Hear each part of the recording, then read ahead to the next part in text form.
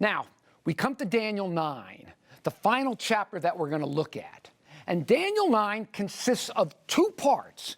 There's a prayer, and then there's the appearance of an angel, or a supernatural revelation, as it were. So first there's a prayer, okay? Now, if you'll read Daniel's prayer, this is a crucial point. You'll see nowhere in the prayer does Daniel at any time seek for an explanation about anything. He understands why everything has happened. Not one time does he say, Lord, why this? Lord, why did all these things happen? He knows why, and he says so repeatedly in his prayer. His prayer is not a prayer for any kind of explanation of anything at all. Okay? So, the last time, as I said, the last time we see Daniel needing an explanation was about the vision of the 2300 evening and mornings. Don't miss this point, okay? Anyway, Daniel prays and he offers his prayer, confessing his sins and the sins of Israel. Then what happened next? Daniel 9, 20 through 22. Yea, while I was speaking in prayer, even the man Gabriel, whom I'd seen in the vision at the beginning, and he said, O Daniel, I've now come forth to give thee skill and understanding. Gabriel comes to give him skill and understanding? Skill and understanding about what? Well, as we said, what was the last thing that, according to the text, he didn't understand? As I've been saying and explaining all along, the last thing he didn't understand was the prophecy of the 2300 days. In fact, the Hebrew word for understand in Daniel 8:27, when Daniel says he didn't understand the vision of the 2300 days, is the same root word used in Daniel 9:22, when Gabriel comes and says he's come to give him skill and understanding. Thus, we have a strong linguistic link here right from the start. Also, notice, too, who has come to give Daniel skill and understanding. Who was it? It was the angel Gabriel. When was the last time Gabriel appeared? If you read Daniel 8, you'll know that after Daniel was given the vision in the first 14 verses, the angel Gabriel is told to make Daniel understand it. Here's Gabriel in Daniel 8. And I heard a voice between the banks of the Ulai, and he said, Gabriel, make this man to understand the vision. Thus, the same angel whom we saw in Daniel 8, in the context of explaining to Daniel the meaning of what he's seen, now comes to Daniel again and tells him he's come to give him skill and understanding. Skill and understanding about what? Well, Gabriel tells him. Yea, while I was speaking in prayer, even the man Gabriel, I've seen at the beginning, he goes on, and he says, O Daniel, I've now come forth to give thee skill and understanding. Therefore, understand the matter and consider the vision. What vision? Well, the last vision that Daniel didn't understand, the last vision that Daniel had in which he did understand, as we've said, is the vision about the 2300 evening and mornings of Daniel 8:14. Remember, Daniel 8 ended with him saying specifically that he didn't understand the vision about the evening and mornings, the cleansing of the sanctuary. How much clearer could it be? He has come to explain to Daniel the 2300 days. In fact, there's more. Look with me at Daniel 8, 1 and 2. In the third year of the reign of King Belshazzar, a vision appeared unto me, and I saw the vision, and I saw in vision. 3 times you got the word vision there. And it's using the Hebrew word there, hazon. We're just going to use a little bit of Hebrew here. Now notice the words for vision. Hazon. Daniel then describes what he saw in the vision. He uses this word. He describes the ram, the goat, the little horn, and so forth. So the point is, the Hebrew word for vision here, hazon, refers to the whole vision of Daniel 8. However, let's go back. Let's look at Daniel 8, 26 and 27. When Daniel talks specifically about the vision of the evening and morning, what do the texts say? And the vision of the evening and morning, which was told is true, and I was astonished at the vision, but none understood it. Notice, we've got 2 different words here. We have, even though it's translated vision, the word for vision, hazon, refers to the whole vision in Daniel 8. We saw that already. In contrast, the word mare is used specifically in reference to the vision of the evening and mornings, the part that he didn't understand, the very part that Gabriel comes to give him understanding about. So chazon is for the whole vision of Daniel 8, mare specifically for the vision regarding the 2,300 evenings of Daniel 8:14. Now, let's look at what Gabriel says to Daniel in chapter 9. So we got Gabriel, the same angel interpreter appears to him in Daniel 8, appears to him again, and he specifically tells him he's come to give him skill and understanding. And as we said, the last thing that he did not understand was the vision, the mare of the evening of the 2,300 evening and mornings. Okay? What does Daniel say to him? What does Gabriel say to him? Here's the text again. Yea, while I was speaking in prayer, even the man Gabriel, whom I'd seen in the vision at the beginning. So he's pointing back to Gabriel. Oh, Daniel, I've now come forth to give thee skill and understanding. Therefore, understand the matter and consider the mare. Mare? What mare? What vision? The vision, the mare of the 2,300 evening and mornings that he specifically said he did not understand. Okay? Thus, we have the same angel interpreter as Daniel 8, who comes to give Daniel understanding, and the last thing he didn't understand was the mare of Daniel 8:14. How much clearer could it be that in Daniel 9, Gabriel is coming to give him understanding about the mare, the vision of Daniel 8:14 that he didn't understand. Now also, think about this too. What kind of vision was the mare of Daniel 8:14? Remember, it was a time prophecy unto 2,300 evening and mornings. Time prophecy. What is the next thing that Gabriel says to Daniel after he tells him to understand the mare, the time prophecy of Daniel 8:14? What does he say? He says, and at the beginning of thy supplications the commandment came forth, and I've come to show ye. Understand the matter and consider the mare, pointing right back to Daniel 8:14. Then what does he say? 70 weeks are determined upon thy people. 70 weeks. What kind of prophecy of that? Of course, it's a time prophecy as well. It's clear. Gabriel has come to give Daniel an explanation for the 2,300-day prophecy of Daniel 8:14. Now, folks, there are a lot more links exist, and they're going to be on our website. The point is that the time prophecy of Daniel 8:14 and the time prophecy of Daniel 9:24 through 27 are linked. I mean, please, Adventists aren't the only ones to see this too. In fact, I have in my office an Orthodox Jewish commentary on Daniel. And I was wondering, what do these Orthodox Jews do with the 70-week prophecy of Daniel 9:24 through 27?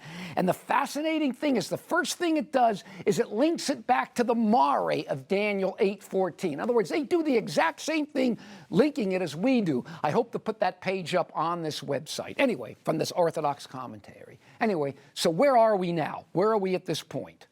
We've seen, let's see where we've come so far.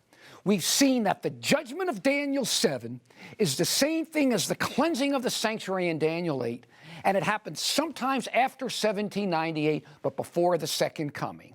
Then we've seen that the mare of Daniel 8:14, the vision about the cleansing of the sanctuary, was the only part of Daniel 8 not explained. Then in Daniel 9, the next chapter, the same angel that appeared to him in Daniel 8, who told him to explain the vision to him, reappears, and he says he's come to give Daniel skill and understanding. And the last thing Daniel did not understand was the mare, the vision of the 2,300 days. Gabriel then specifically says to Daniel to consider the mare, the vision. What mare? Obviously, the mare of Daniel 8:14. So where are we now? We have two time prophecies, right? We've got the 2,300 days of Daniel 8:14, and now the 70-week prophecy of Daniel 9:24 through 27. Two time prophecies that are clearly linked. Thus, we can see that the explanation comes in Daniel 9. The 70-week prophecy is the explanation for the part of Daniel 8 that wasn't explained, the 2,300-day prophecy. So where are we now? We have two time prophecies, the 2,300 days of Daniel 8:14 and the 70-week prophecy of Daniel 9:24 through 27. Two time prophecies that are clearly linked. Okay, so look at this. What do we have here? We have two time prophecies here now. The 2,300 days, years, and the 70 weeks or 490 years. Now, wait a minute. Daniel 8:14 talked about 2,300 days, evening and mornings. I have up here years. Why do I do that? You know, we talked earlier about the day-year principle and how many time prophecies a day equals a year. Well, it needs to be applied here as well. Folks, there are many reasons why, which I don't want to get into now. The website will deal with this topic in much more detail. Though I want to give you two reasons right away, just to help establish you now. First, Daniel 8 comes in symbols. We saw a ram, goat, and a little horn. Okay, they're symbols. They're not to be taken literally. They're realities. They're symbols for other realities. So why take the time prophecy as a literal element as well? We shouldn't. The symbolic nature of the vision itself reveals that the time element is symbolic, not literal as well. Hence, we're dealing with prophetic time. We use the day-year principle as well. Second, and this is important too, the vision itself in Daniel 8 started out with Medo-Persia, many centuries before Christ, and goes through Greece, Rome, pagan and papal, into the future, even from our time, okay? Now, a literal 2,300 days is less than 7 years.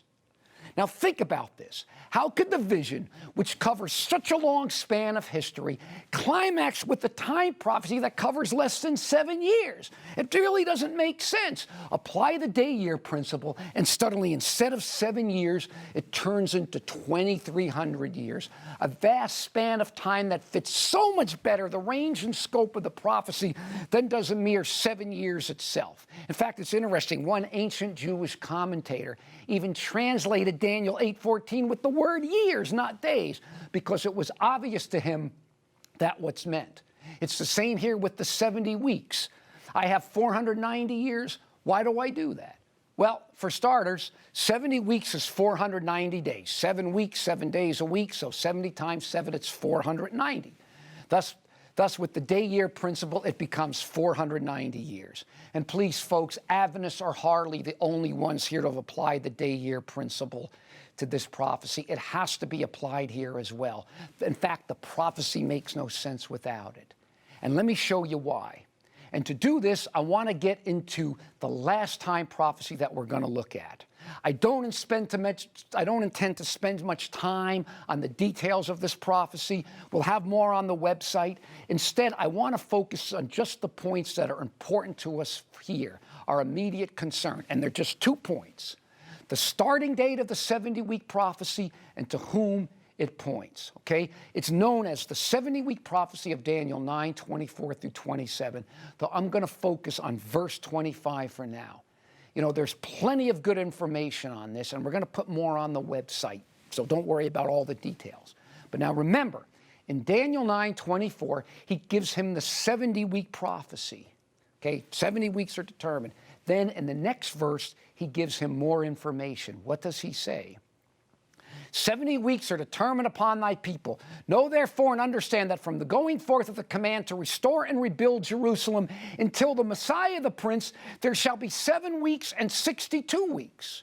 Okay, so what do we got? First, in verse 24, the 70-week prophecy. But what comes next? It gives a time frame that will reach until the Messiah the Prince.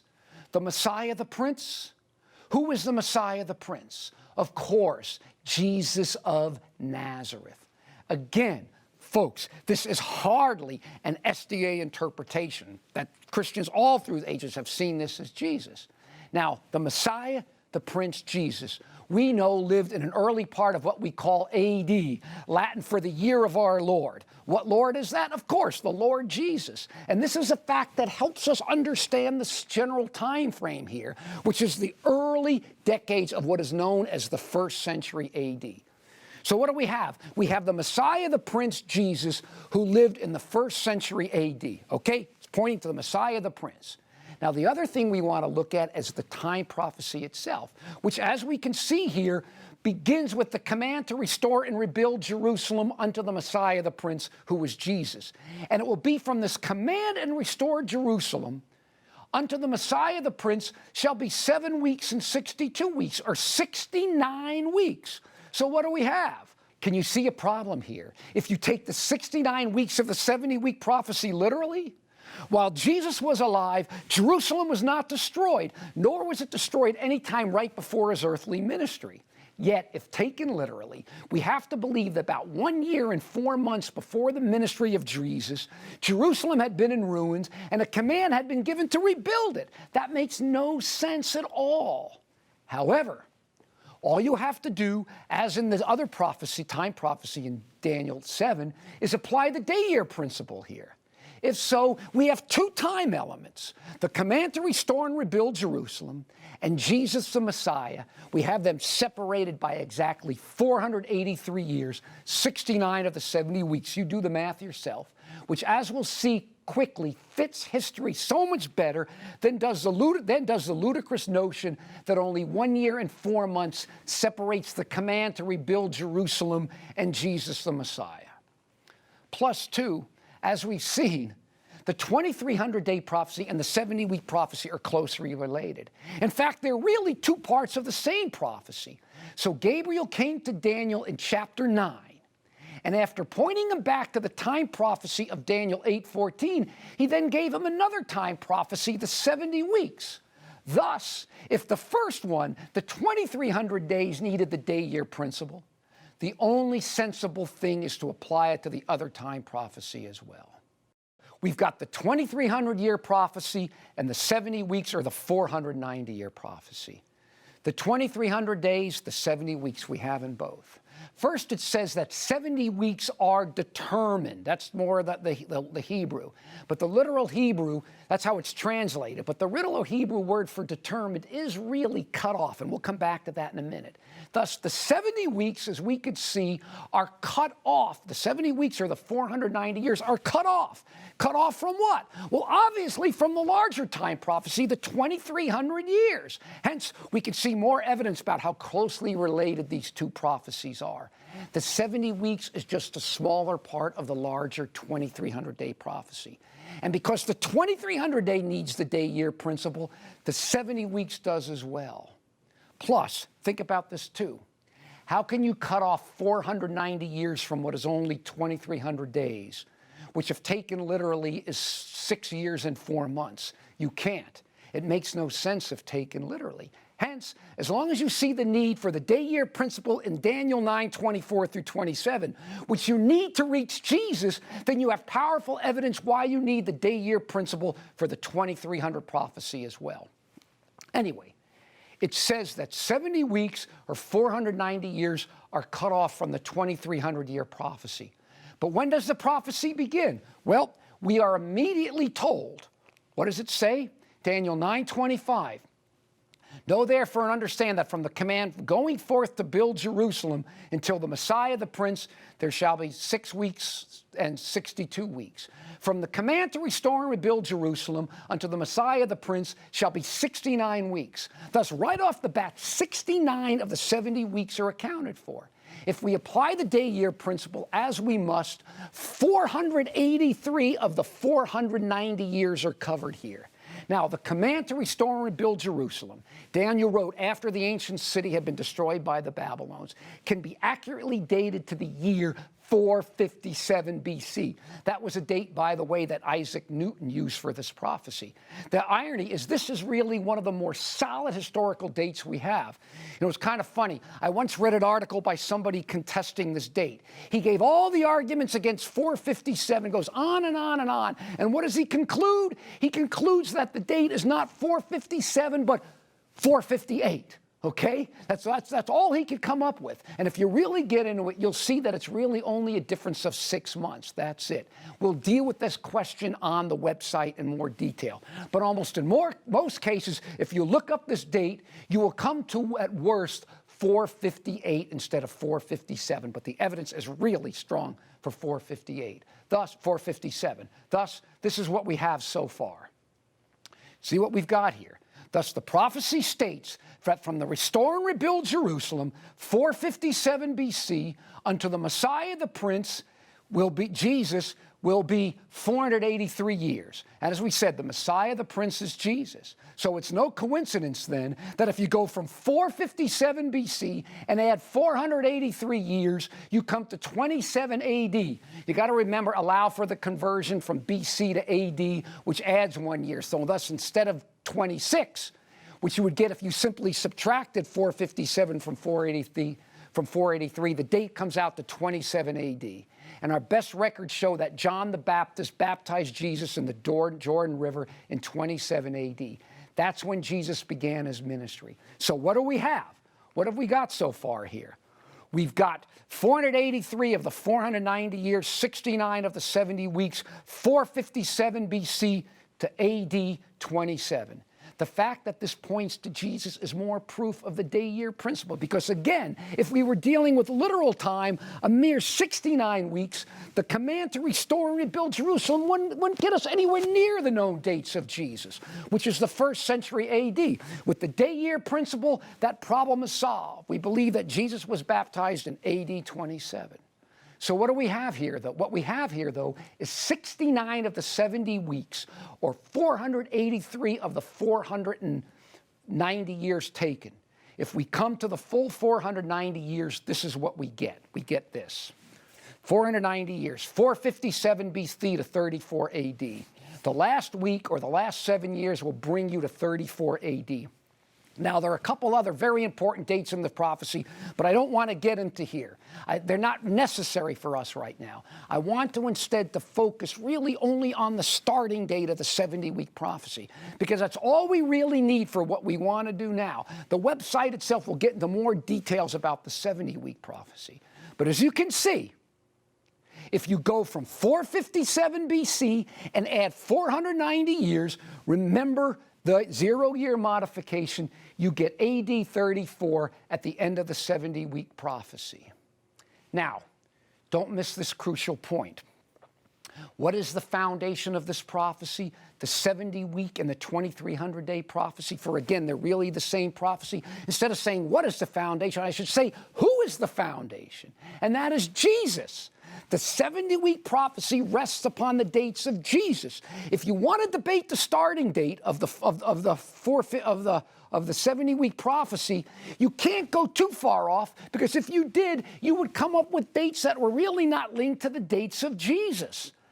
The point is, the life of Jesus gives us the assurance that the basic time frame of the prophecy is correct. That's a good foundation, is it not? Whew. Though there's so much more in this prophecy that could be explored, for our immediate purposes, there are two crucial points. First, the 490-year prophecy is cut off from the larger 2300-day prophecy.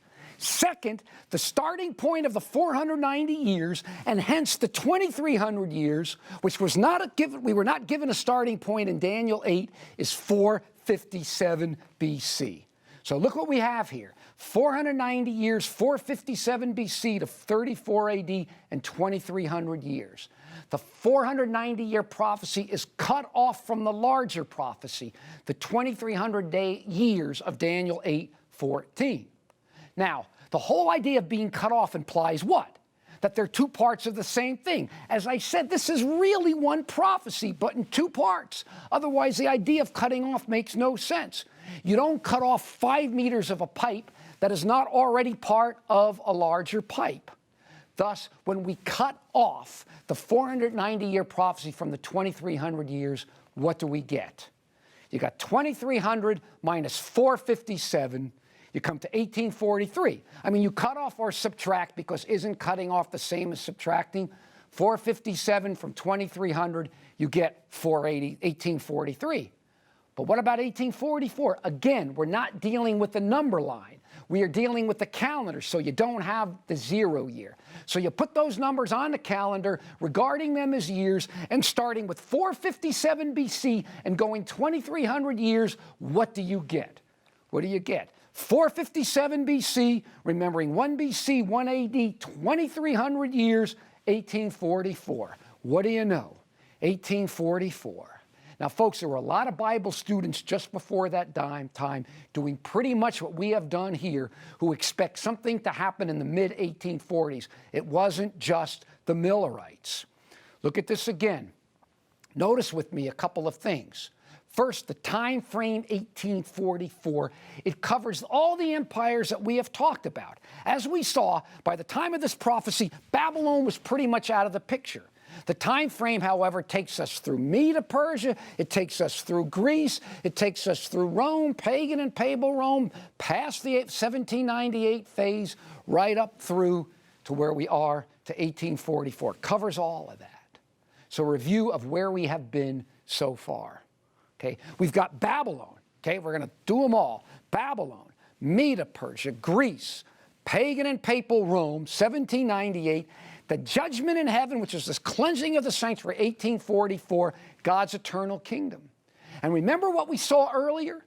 The judgment in Daniel 7 showed that it had to come after 1798 and before the second coming. And what do you know? 1844 fits perfectly. The 2,300 years of Daniel 8:14 reaches to the year 1844, the longest time prophecy in the Bible, a prophecy built on the foundation of Jesus, one that brings us from antiquity, quote, into the modern era. Look at this. At this point, folks, this chart pretty much says it all. Again, look at the parallel, the sequence of kingdoms. Babylon, Medo-Persia, Greece, Rome, God's eternal kingdom. That shows that the judgment scene in Daniel 7 and the cleansing of the sanctuary are the same event, and it occurs after 1798, but before God's eternal kingdom. This alone takes you 95% of the way there. You just need Daniel 9 to narrow it down to a specific year. Hence, the beginning of the cleansing of the sanctuary is the year 1844. That's when the judgment begins, so powerfully depicted in Daniel 7 like this. Look at this. And judgment was made in favor of the saints of the Most High.